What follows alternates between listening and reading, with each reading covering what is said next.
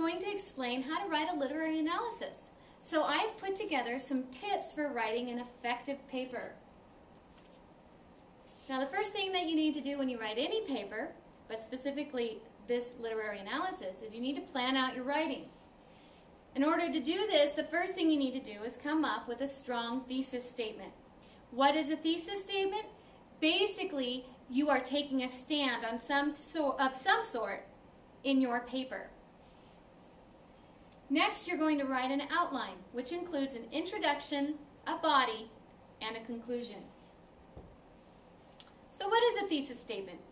Very simply, a thesis statement is your topic plus your opinion. I've got a very basic example of a thesis statement here at the top.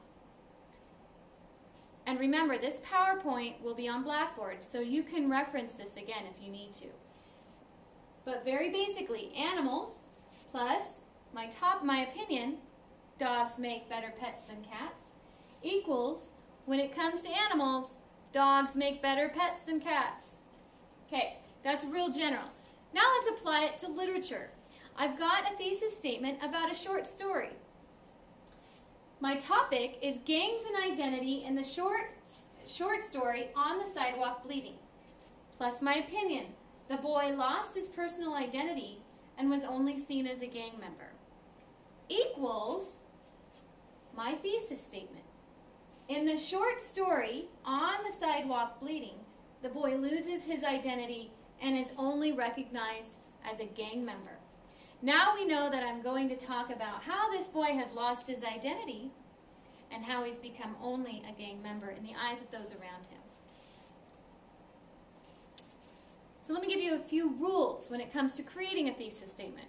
First of all, your thesis statement should never be a question. You're answering whatever question should be posed because you're making a statement. Second, it should be limited to mentioning a few specific points, meaning you are not going to set off a list. You're not going to list 5 different things that you think are important to know. Your thesis statement needs to be targeted to a few specific points. In my thesis statement about the young boy, I talked about him losing his identity and being a gang member. Those are only 2 points, but it's enough for me to create a paper on. Third, never be so broad that it's too difficult to discuss. Never be so broad that, for example, in the thesis statement that I posed, I could have said that he just lost his identity. But I didn't really talk about the relation of that identity to being involved in gangs. So, in the thesis statement, it's important to relate where you're going with this, otherwise it's just too broad. And only present really one specific main idea. My main idea is that he lost his identity due to his involvement in gang-related activities. Let me give you a few other examples. Maybe this will help you out a little bit. In The Magician's Nephew by C.S. Lewis, Lewis established Narnia as a modern book of Genesis in a series of Christian fantasy books. We now know that in this paper we're going to discuss how The Magician's Nephew is similar to the Bible's book of Genesis. So in that paper I'm going to relate in each paragraph following that thesis statement how it's similar to the book of Genesis. Another one is the social commentary presented in The Time Machine demonstrates Wells' bleak view of the future of humanity while critiquing his present society. There's really 2 ideas here, but that's okay. We've got his bleak view of humanity in the future, but he's also critiquing the present. So there's enough information here for me to really start developing a good paper with my opinion of what Wells thought. Now that you have your thesis statement, let's plan your paper. First, you have to make a plan, and you can do this in several ways. You can do a block plan, or you can go straight to an outline. I prefer to go to a block plan first because it helps me kind of brainstorm how I'm going to discuss this topic. So in a block plan, you might have your thesis statement, and here I've chosen a thesis statement. In The Adventures of Tom Sawyer, Mark Twain makes many important observations about life and human behavior. I've got my introduction, and I put out the main idea that I want to talk about in each block. The first one being friendship, the second one love, the third one adventure, and the fourth one overall life opinion of life.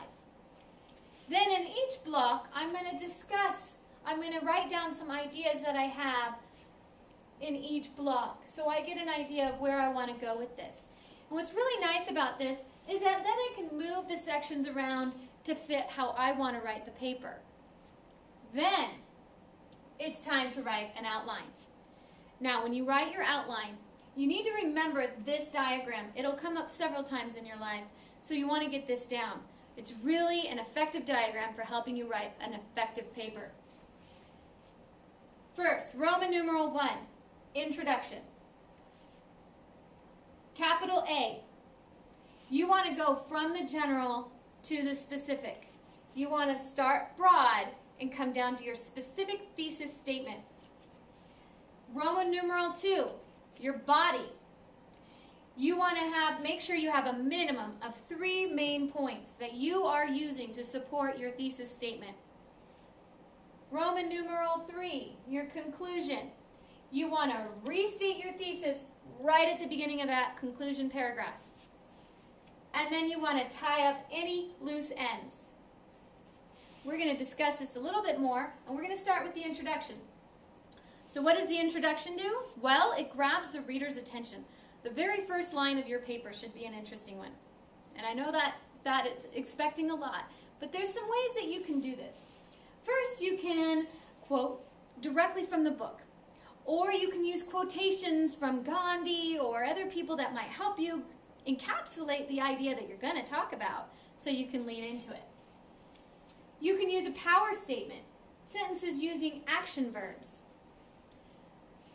For example, many men plow through life, just like in the story of Mice and Men. Do you see how I used plowed as an action verb? When you do that, it really brings power to that first statement. You can use an analogy, or you can use a personal story related to the topic. And finally, you can summarize the story and lead into the thesis.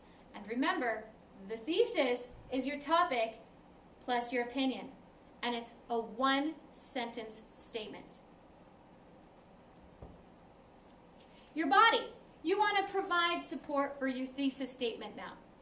So each paragraph has to have a point and a purpose.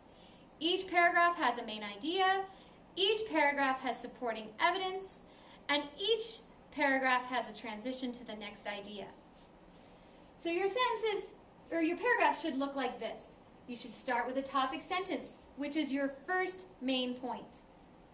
And then you're going to give your reason. So you're going to explain why you think this particular way. And you're going to give textual evidence to support your point. How do you do this?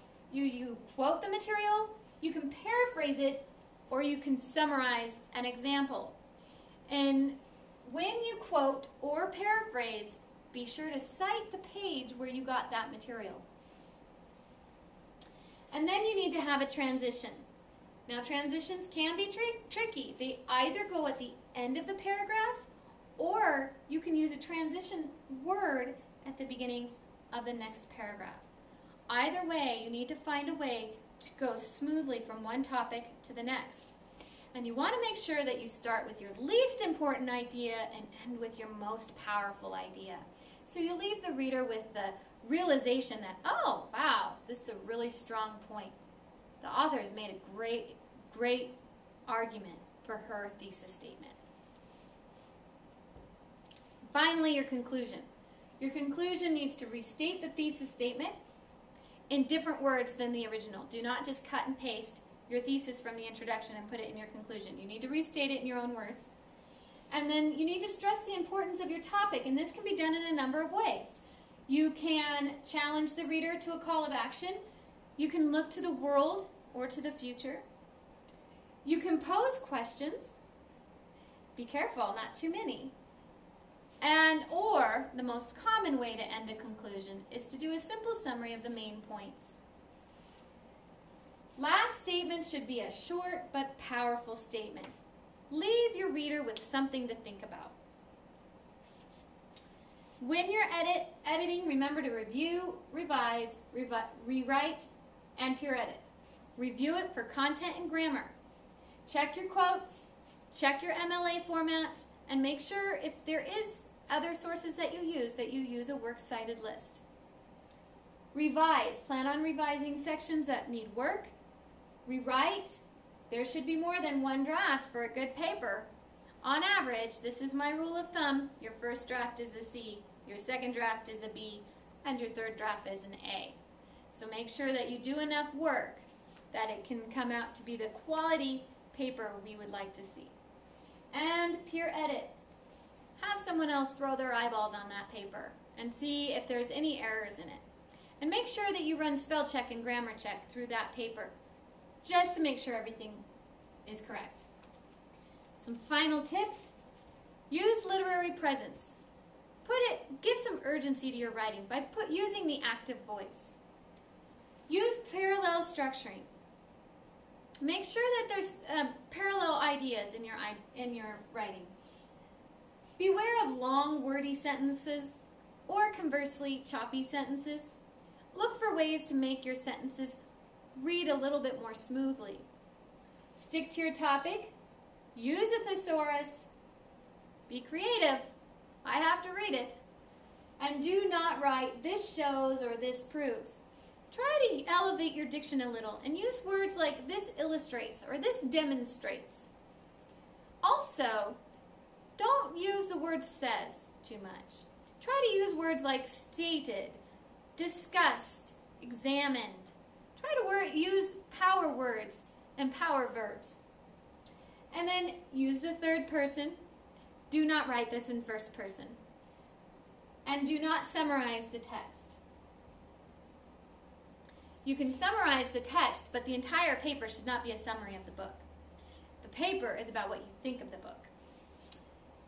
Finally, just to reiterate what we've talked about, your final paper should look like this.